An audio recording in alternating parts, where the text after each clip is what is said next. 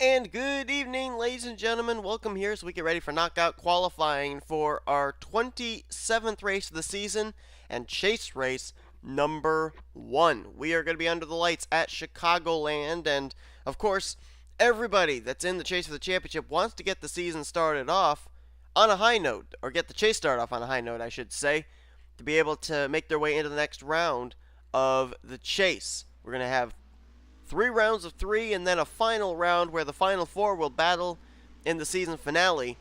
We'll have to see. Chicagoland, not necessarily a track that you would consider a track position track in terms of that you want to qualify at the front in order to finish at the front, but then again, we don't know what this weekend's got in store for us. As first car off pit road is one of our chasers. Well, he was the first car off pit road, but Joseph Srigley beats him out, so we'll talk about Joseph Srigley real quickly. There he is.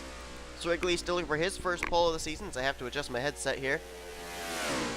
Srigley was close. He was high in the point standings, but he just couldn't find victory lane. That's what plagued him from making the chase. But Carson Scott, we got to cycle through all the cars on pit road in order to even get to him. That's one thing that annoys me of switching cars there on the front straightaway, and I just saw 4 more chasers coming off pit road. We'll cover them in just a minute, but there's Carson Scott, and he was our winner from Infineon, made his way into the chase, and he just bypassed another chaser. That's Anthony McCrury, and the 61, trying to win his 2nd straight championship. He won the championship last season, just ahead of him. We can get to him. Probably should wait till they get to turn 1 before I switch cars. There's Jake Baskinger. He was actually a chaser last season as well. He's a chaser this season and trying to pick up the championship for the Dodge Dart team of Fitzwater Australia Racing. Now if we jump back here, this is where we find some more chasers. There's Levi McIntire in the 99, who ended up picking up a win very early on in the season at Las Vegas Motor Speedway. Was consistent enough to stay up in the top of the point standings. I think he finished out the regular season somewhere between 10th and 15th in the points, and so he's in the chase. And then here's a group of chasers that are actually battling each other right now. That's Jessica Shelton in the 02, goes up, gets the wall a little bit there. Shelton, our winner from Darlington. Benjamin Miles, 2-time winner this season at Bristol Dirt, and I think his other win came at Coca-Cola, if memory serves me correctly. And then there's Dillon Poteet in the 31. Another former winner this season who got the final spot in the chase for the championship, just beating out Zack Flickinger. These drivers are carrying an awful lot of speed in the corners, as we can see, some of them scraping the wall. Looking at Kyle Mathews, our Daytona 500 winner. His win at Daytona, the season opener, the only win he got this year, but he was consistent. Kept himself up in the top 2 in the point stands for pretty much the whole season. It pretty much came down between him versus Fitzwater, and then later on in the season, him versus Brandon Gonzales for whoever took the points lead over in the standings. But I don't think that team really ever fell outside the top 5 in points all year long. So they've been very, very consistent. But still looking for their 2nd win of the season. They'd love to maybe, they won the season opener, the inaugural race of the season. Maybe they can win the inaugural chase race. There's a number of drivers there coming to pit road, getting their tune-ups here on their machines. And we actually should check the speeds. Dillon Poteet right now is actually the fastest on track. I'm trying to see if there are any other chasers we missed. There's one. Zachary Fitzwater, another 2-time winner. This team right now, I think, is the team that's got the worst momentum heading into the chase. They've just had so many DNFs, so Fitzwater trying to turn it around, as right now you've got a number of chasers who are up inside of the top 10 in speeds. I'm trying to find the 23, Brandon Gonzales. He's actually on pit road right now. Gonzales, I think he was the highest of the 1-time winners this season. Right now it's Poteet, Voyles, then Kyle Mathews, Fitzwater, Ciculli, Levi McIntire, Elijah Gordon, Ryan Madden, Brandon Gonzales, Anthony McCrury, Benjamin Miles, and Cody Llamas. That would be your top 12. I believe 6 of those I just mentioned are current chase drivers. And Poteet's coming to pit road. And he'll pull into his pit stall. So looks like they're done for the for this session. 28.555, and it looks like Cody Llamas. Looks like he's in good shape of moving on to the next round, and looks like he's taking his car behind the wall now as well to get ready for the next round of qualifying. 10 seconds left on the clock. Benjamin Miles, right now, he is 11th fastest, and he's heading back out onto the racetrack. Not sure why. I don't think he's going to be able to lay down any better lap time than he already has. As 30 seconds left for cooldown, I think we've got our drivers that will be moving on to the next round of qualifying. Cody Llamas, Benjamin Miles, Anthony McCrury, Brandon Gonzales, Ryan Madden, Elijah Gordon, Levi McIntire, Joshua Ciculli, Zachary Fitzwater, Kyle Mathews, Daniel Voyles, and Dillon Poteet, top of the leaderboard. That is 1, 2, 3, 4, 5, 6, 7 chasers out of our 16 that are going to be moving on to the next round of qualifying. So maybe it is important to qualify for the pole here for these chase drivers. I would have thought a track like this, where I would assume passing is easy, that you wouldn't necessarily have to qualify at the front, but apparently these chasers have a different agenda. So, as far as go or go home drivers, amazingly enough, believe it or not, folks, only one go or go homer has made it into the next round from this round, which means we can have as many as 6 drivers make their way into the main event if they make their way into the top 12 in speeds in the next heat. I think this is the fewest number of go or go home drivers we've had move on to the next round from one of our heats. 1, Elijah Gordon. How about that? So, depending on how many drivers move into the next round of knockout qualifying from the second heat, there's just a question mark right now of whether these drivers have failed to make the race. Austin Mongo, Garrett Sidner, Keith Batson, Zachary Stoltz, James Qualls, O'Neill Baldwin, and Aaron Henderson, Matthew Dallio, Stephanie Gardner, Seth Cole. I would assume that from Henderson on down, probably they won't make the race. John Gilbert probably won't make the race. And how about Leon Alvarez? That's another chaser that we didn't talk about. Didn't really see him out there, and he was 31st fastest. Dillon Young, 42 seconds. Never even really got to put a lap time down, it looks like, for the 2 car. So Dillon Poteet paces the way here in our first heat. Let's find out who's going to join him. Voyles, Mathews, Fitzwater, Ciculli, McIntyre, Gordon, Madden, Brandon Gonzales, Anthony McCurry, Miles, and Cody Llamas in the next round of qualifying. Coverage continues here in just a moment. So we'll get ready now for our second heat of the first round, and I want to apologize. The reason I didn't bring the ticker up that soon in the first heat was there are so many, 11 of our total 16 chasers that are actually in the first heat, that with this being the first chase race, or the first race that they're qualifying for, I wanted to be able to try and introduce everybody. As you can see, there were a couple that I did miss, including Leon Alvarez for getting some TV time. So I do apologize for that. We've only got 5 of our 16 chasers in this heat, including Charles Sanford, Chris Dodd, James Richardson, William Brock, and Grayson Acevedo. So more than likely we'll be able to show you them during the course of this session. But yeah, that's why the ticker didn't come up as soon as it probably should have in the first heat, was because I was trying to introduce all of the chasers. Now keep in mind, the way that the chase works, these drivers will race 3 races. After that, 4 drivers will be eliminated. Then they'll race another 3 races. After that, another 4 drivers eliminated, leaving us with 8.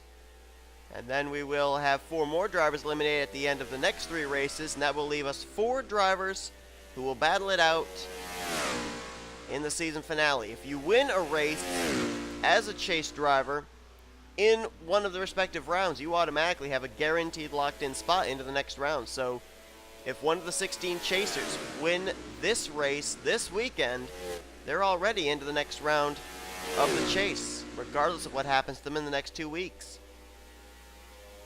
We're looking at Marty Johnson in the 20, right now second fastest on the charts. Monobe with a 28.5 to Marty Johnson's 28.9, but Marty Johnson and that team have really stepped up their program as far as qualifying is concerned. And I'm looking at the scoring monitor to see if any of our chasers are out. It looks like one of them is.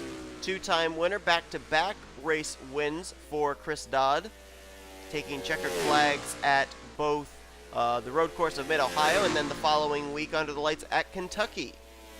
And that was enough to get him into the chase for the championship. 2 wins this season. And looking to start off the chase with a bang. He's right now 3rd fastest on the charts with a 28.770. See if any other of his fellow Chase competitors are out. There's Trepentacuvernio.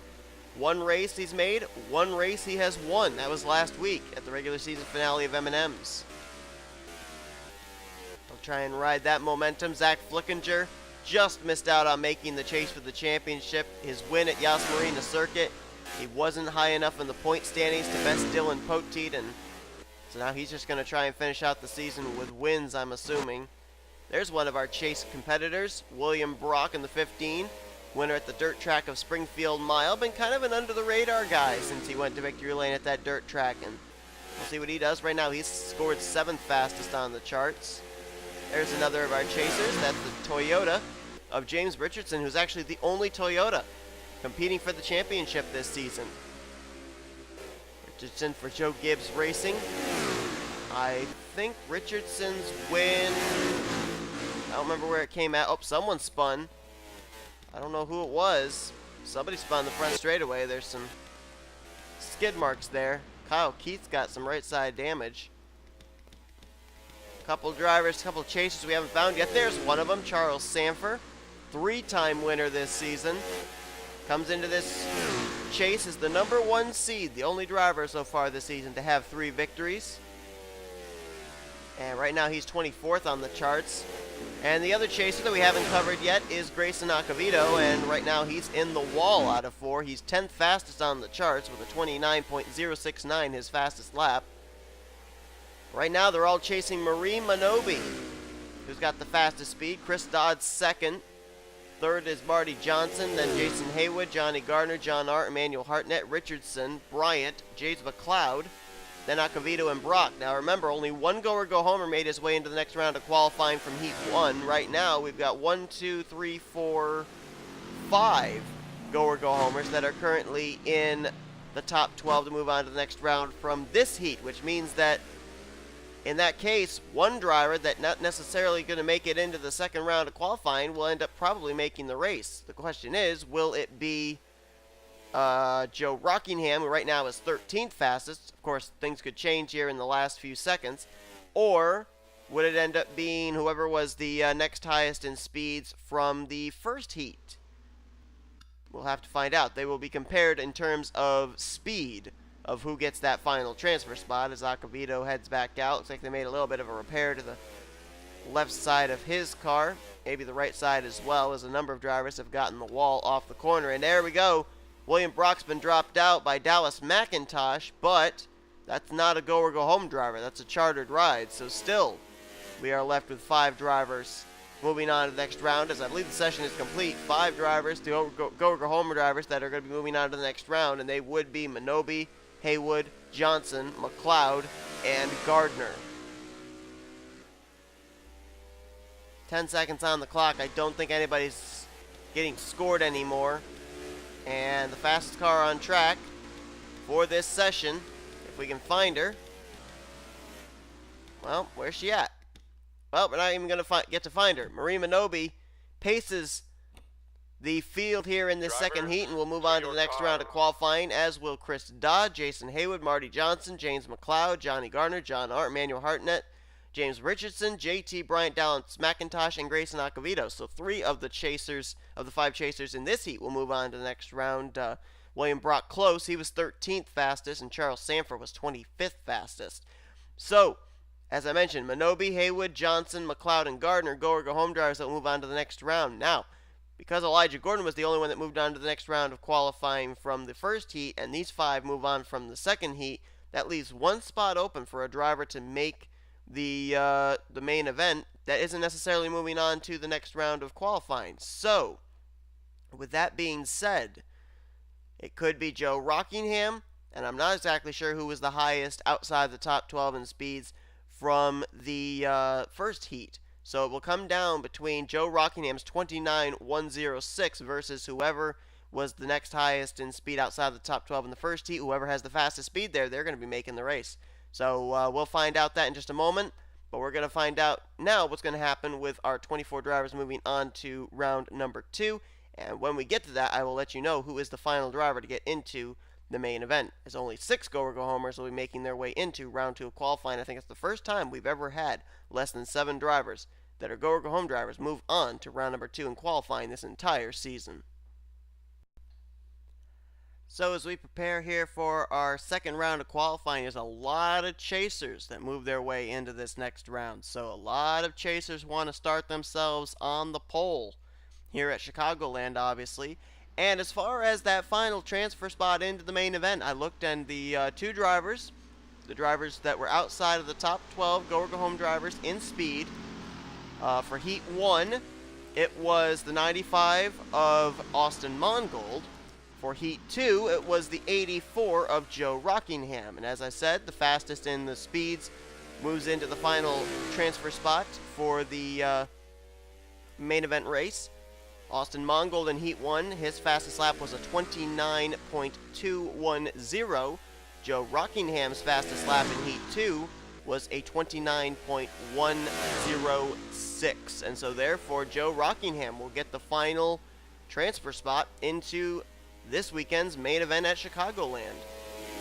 Which means that the 6 drivers that were go-go homers, such as Marty Johnson and Jonny Gardner and Elijah Gordon, that made their way here into the second round of qualifying, doesn't matter where they end up being, whether they make it on to the next round or not, they will race in the main event here this week at Chicagoland. So one of the few times that a go-or-go homer is able to kind of breathe a sigh of relief as early as the end of round 1 of Q, as Cody Llamas hits the line with a 29.614. That will more than likely be beaten before this session is over. So the drivers that were chasers that moved into the next round of qualifying included Dillon Poteet there in the 31. He was the fastest in the first heat of qualifying. There's James Richardson in the 11. He moved in Heat 2. Zachary Fitzwater. There's Grayson Acevedo and Benjamin Miles. You can tell the chasers apart because the chasers have the white driver banner, white splitter, white spoilers. There's Chris Dodd. Kyle Mathews. He moved into the next round, as did Levi McIntire. Anthony McCrury and his good buddy Brandon Gonzales. They're battling with each other right now. Not sure how well that's going to help their lap times, but hey, it's the chase. You want to be able to go up against your fellow chasers and see how you're going to be doing. Get yourself some material to work with for when the race comes around. And right there is the fastest car on track, the 44 of Elijah Gordon. I just realized both of the Red Dragon Motorsports cars are going to be making the race. Joe Rockingham, as mentioned, getting that final transfer spot, and Elijah Gordon moving his way in, the only go-or-go-homer to move his way into the next round of qualifying from Heat 1. 24.436, the fast lap he's laid down. Chris Dodd, a good 0.2 off with his 28.6 flat, and look at this, we almost had 3 wide off of 2. As Grayson Acevedo now jumps up to third with a 28.734. Chris Dodd just chipped a little off of his fastest lap, but still about a 1/10.5 behind Elijah Gordon. Fitzwater there in 4th. Gardner 5th. Johnson 6th. And Mathews, Miles, Heywood, and John Arndt. Final 2 right now that would transfer in the next round are McCrury and Joshua Ciculli. Chasers right now that would not make it to the next round include Richardson and Poteet, McIntyre, Gonzales. So the chasers whittling away bit by bit of those making it to the next round of qualifying. And right now, one driver that's kind of been consistent of the chase drivers as far as speeds is Chris Dodd. He ended up being, I believe, I might be wrong, but I think he was second fastest in the second heat race. Second heat of first round, I should say. And right now he's second fastest here in round 2. So I would say in terms of overall speed, that 08 team is the fastest car right now of the 16 chasers. Only time will tell if he can capture his second pole of the season by getting the pole position here tonight at Chicagoland. He'll have to deal with Acevedo, though, as well as Zachary Fitzwater, Kyle Mathews, Benjamin Miles. They're all up here moving on to the next round as things stand. And Anthony McCrury just barely hanging on to that 12th position with a 29.087. But the good thing that's on his side is time. Looks like he will make it into the next round of qualifying, as I believe we're now on the cool down. Well, there's some others that just got scored, so maybe not. Somebody just got scored. I don't know who it was. Someone jumped up there from around 15th to 18th. I don't know if it was Hartnett or Llamas or Poteet or McIntyre. It doesn't make a difference as far as them moving on to the next round of qualifying. And now the session is complete. So Elijah Gordon, fastest here in this session, with a 28.436. He'll be joined by Chris Dodd, Grayson Acevedo, Zachary Fitzwater, James McCloud, Jonny Gardner, Marty Johnson, Jason Heywood, Kyle Mathews, Benjamin Miles, John R, and Anthony McCrury in the final round of qualifying. Drivers that will not move on to the next round, but will be in the race. This is basically showing you rows, what would it be, 7 back through 12. You'll have Ciculli, Richardson, Hartnett, Llamas, Poteet, McIntyre, McIntosh, Gonzales, Voyles, Bryant, Monobe, and Madden. So, let's get ready for our final round of qualifying. See who's going to start in the pole. Will it be a chaser? Will it be a go-home driver? Will it be a chartered driver that's not in the chase for the championship? The only way for that to happen would be if John Arndt wins the pole position, because all the other non-go-home drivers, all the other chartered cars moving into the next round, are chasers. So we'll find out. Don't go away. Coverage finishes up here from Chicagoland in just a moment. So who will start off the chase by starting on the pole? Will it be a chase driver? There are a number of go-home non-chartered cars that made it into this final round of qualifying, and as I mentioned, the only chartered ride that is in this final round of qualifying that is not a chase contender is the 24 of John Arndt. And if John Arndt could get the pole, that'd be some good information that maybe he could give to his teammate chaser Carson Scott, who did not even make it into the second round of qualifying. So we'll see. There you see the white banners of Zachary Fitzwater and Benjamin Miles right at the forefront of the screen. I think that's Grayson Acevedo making his way down pit road right there, being followed by Jonny Gardner. And so Acevedo in the 66 will be the first chaser to take to the racetrack in our final round of qualifying. There goes John Arndt, Kyle Mathews, just now leaving pit road as well. This is a speedway.